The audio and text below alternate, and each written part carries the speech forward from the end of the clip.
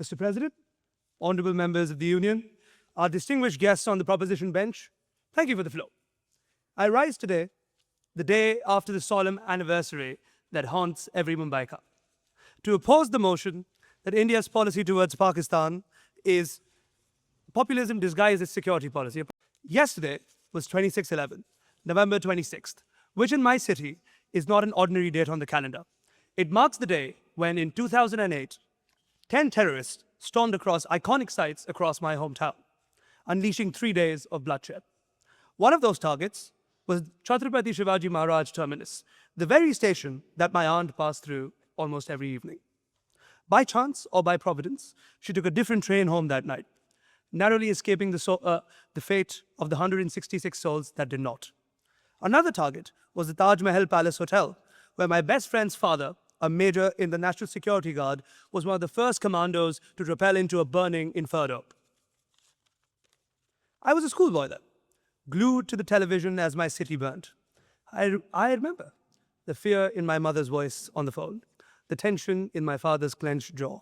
For 3 nights, Mumbai did not sleep, and neither did I. As a child, I learned too early that security is not an abstract policy issue. It is the difference between life and death, the difference between a phone call from a loved one or a silence that lasts forever.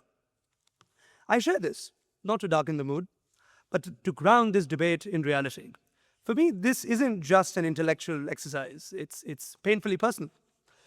The railway station, 200 meters from my childhood home, was bombed in the 1993 serial blasts that killed over 250 people. I grew up under the shadows of these tragedies. My parents, who are here in the chamber tonight, listening anxiously to their son, raised me with the stories of those dark days and the mantra that we must always be alert. So when someone claims that India's tough stance towards Pakistan is merely populism masquerading as security policy, you might understand why I bristle. It sounds like someone telling you that the locks on your doors are just for show, not because there are robberies in the neighborhood. But before we delve deeper into that notion, let me first address the 3 gentlemen arrayed against me. A rather formidable proposition bench, if there ever was one. They say this house loves a good show. My opponents have certainly delivered on the casting. First, we have our union president, Mr. Musa Haraj, leading the charge for the proposition. Musa is not only the president of this union, he's also a Pakistani by birth and a very, very dear friend of mine. In fact, as his chief of staff, I've spent months working with him, which makes tonight a tad bit awkward, because technically, I'm supposed to make him look good. But here I am, last night, writing his speech for him.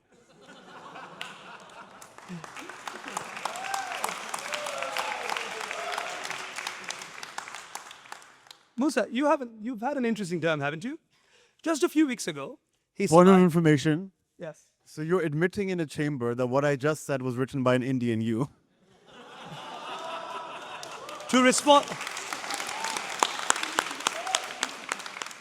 I shall gladly admit that sometimes it takes an Indian to clean up the incompetence of a Pakistani.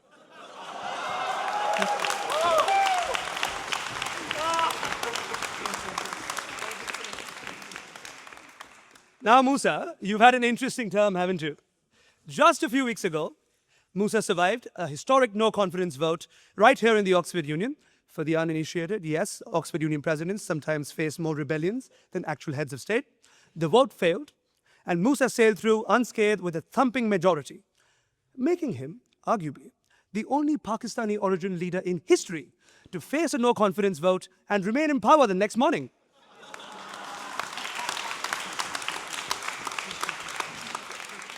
I tease my friend, of course, but there's a serious point. Musa's victory was a triumph of transparent, open, and democratic processes. An Oxford Union specialty. Now, only if some folks in Rawalpindi could say the same. And look who sits with you. The glorious ghost of the presidency's past. We have Ahmed Nawaz, the president for Michaelmas term 2022. Ahmed, you're a man of resilience. You survived the horrors of the APS attack. You have my utmost respect for that for the rest of my life. But you also survived, barely so, the internal politics of this chamber. You hold the unique distinction of being the only Pakistani president in history who was not removed by a coup, but an auto-resignation. An auto resignation for missing access committee meetings. Now, the official record says that you were busy. We all saw the Instagram stories of you doing shots with Bad Baby. Now, does an Oxford Union president have to be caught outside? Following on, we have Isra Khan, the president of Hillary term 2025. Isra, this is a special moment for me. In my first term here, you were Ahmed's chief of staff. You were the man behind the throne. You watched him fall, you fought the dirty politics, and like a true survivor, you climbed the ladder to become president yourself. I'm the chief of staff now. I have seen the walk that you walked. I have taken notes. You taught me that the Oxford Union, like in Islamabad, chaos isn't a pit. Chaos is a ladder. So when I look at you over there, arguing against India having mastered British institutional survivalism, I don't know whether to rebut you or ask you for a reference letter. Now, that we're all acquainted with the spirit of the Oxford Union debate, a bit of bite, a bit of banter, let's get to the meat of the matter. The motion asserts that India's policy towards Pakistan is populism disguised as security policy. In other words, that India cynically fashions its Pakistan strategy just to win votes or applause rather than to genuinely protect itself. As the first speaker of the opposition, I reject this wholeheartedly. I will show you, step by step, how India's policy is primarily driven by legitimate security concerns and not cheap populism. And in doing so, I shall also flip the mirror to our friends, because if any nation has suffered from the leaders who wrap themselves in the flag for popularity, it isn't India, it is Pakistan. The proposition's argument is seductive. It suggests that the Indian states manufacture its threats, we invent boogeymen, that we use the border as a ballot box to whip up votes. They argue that when India strikes back, we're not protecting our citizens, we're performing for them. To win this debate, I do not need to use rhetoric. I simply need to use a calendar. If the proposition is true, if the Indian security policy is just populism, then crises should corroborate with the elections. The bomb should go off when the polls open. Let us look at the data and let us be inductive. I grew up in the heart of Mumbai. My home was not too far from where in March 1993, RDX explosives ripped through Plaza Cinema. It was a part of a coordinated series of 12 blasts that turned my city into a morgue. 257 people died. I was not born there, but I grew up with the crater it left in our psyche. Now ask yourself, was there an election in March 1993? No. That election was 3 years away. Was the government looking for a populist distraction? No. The government was weak. The economy was opening up and we were desperate for stability. Terror did not come because we needed a vote. It came because Dawood and the ISI wanted to fracture India's financial spine. That was not populism. That was an act of war. I remember my aunt, once again, vividly, traveling through Chhatrapati Shivaji terminus. She pulled out of the train station at 9:27 p.m. and the terrorists entered at 9:30. 3 minutes is the difference between my aunt watching from home tonight and her being engraved in a memorial stone in South Bombay. 10 men held the city of 20 million hostage. Now look at the policy response. The proposition says that India is populist. What would a populist government do after 26/11? The public rage was nuclear. I remember it. We wanted blood. We wanted the Air Force to flatten the training camps in Mudarke. A populist leader would have just launched the jets to win the next election. But the government of the day, the Congress party, chose strategic restraint. They chose diplomacy. They chose to send dossiers. They appealed to the international community. They appealed to you. Did it work? Did the non-populist approach buy us peace? No. It bought us Pathankot. It bought us Uri. It bought us Pulwama. We learned a hard lesson, Mr. President. You cannot shame a state that has no shame. Let's move to the present. 6 months ago, the proposition claims the skirmishes this May were electioneering. Check the dates. The elections for the Indian General Parliament were over. The government was secure. Apologies. The government was secure. On 22nd of April, terrorists from the Resistance Front, a cheap rebrand of the Lashkar-e-Toiba, attacked tourists in Pahalgam. They dragged out 26 people and killed them for their religion. They didn't ask who they voted for. They executed them. India's response, Operation Sindoor, was launched on the 7th of May. Note the name, Sindoor, the vermilion mark of a Hindu wife. It was not Operation Thunder or Operation Wrath. It was named for the widows created by that massacre. It was a surgical dismantling of 9 launch pads. We degraded radar systems in Lahore. We punished the perpetrators. And then what? We stopped. We did not invade. We did not occupy. We did not hold a parade in Delhi. We re-established deterrence and went back to work. That is not populism. That is professionalism. The proposition confuses popular with populist. Yes, Mr. President, defending your citizens from being murdered is popular. Providing clean water is popular. Keeping the railways safe is popular. That does not make it a trick.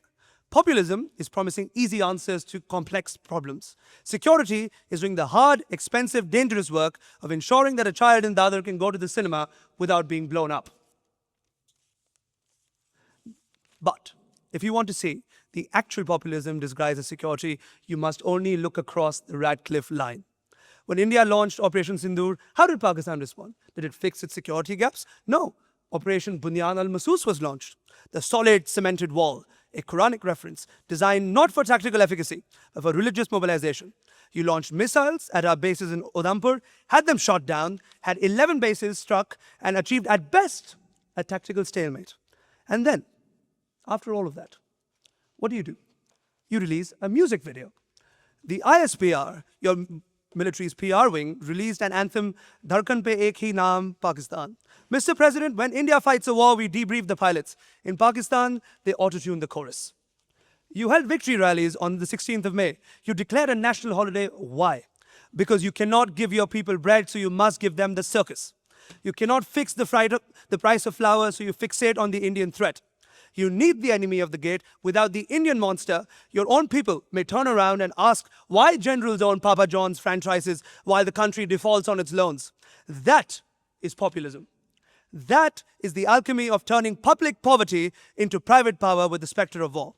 When you vote for this motion, you are telling the widows of Pahalgam that their grief is just a prop for the government. You are telling my parents sitting right there that the fear that they felt when the windows shook in '93, or the panic they felt when my aunt didn't answer the phone in 2008 was just a disguise. It's easy to deconstruct security policy in the Oxford Union. Our walls are thick, our windows are well plastered.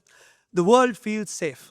We can debate narratives and discourse over pork and cheese, but out there in the real world, the wolf is at the door. India has decided to stop feeding the wolf. We've decided to stop sending it dossiers. We have decided to shoot it. That is not populism. That is the biological imperative of a nation that refuses to die. We do not want war. We want to be boring neighbors. We want to trade onions and electricity. We want to play your cricket team without worrying if the away team is bringing bats to C4. But until the state that defends itself stops using terror as an instrument of foreign policy, we will keep our powder dry, we will keep our radars on, and we will keep our guards up. If that is populism, then I am a populist. If that is a disguise, then I will wear it, because the alternative is not liberalism. The alternative is 2611 on repeat.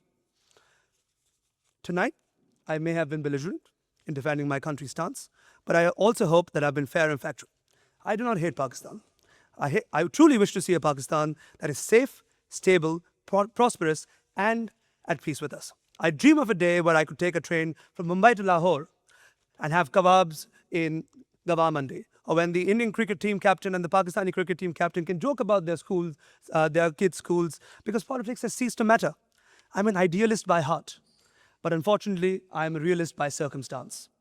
But for that day to come, we must first deal in truth. And the truth is, calling India's Pakistan policy populism in disguise is a dangerous distortion. It implies that we're all just play acting, that there's no wolf on the door, but there is. Recognizing this wolf doesn't mean we should keep living in fear of it. It just means that we need to know that to have the bigger stick when you're trying to build the bigger fence. Perhaps in a not so distant future, a young debater from Mumbai and a young debater from Lahore, Quetta, or Peshawar will stand here not to argue about war and policy, but to argue about who has the better music or who has the better biryani. Obviously, the answer to both is India.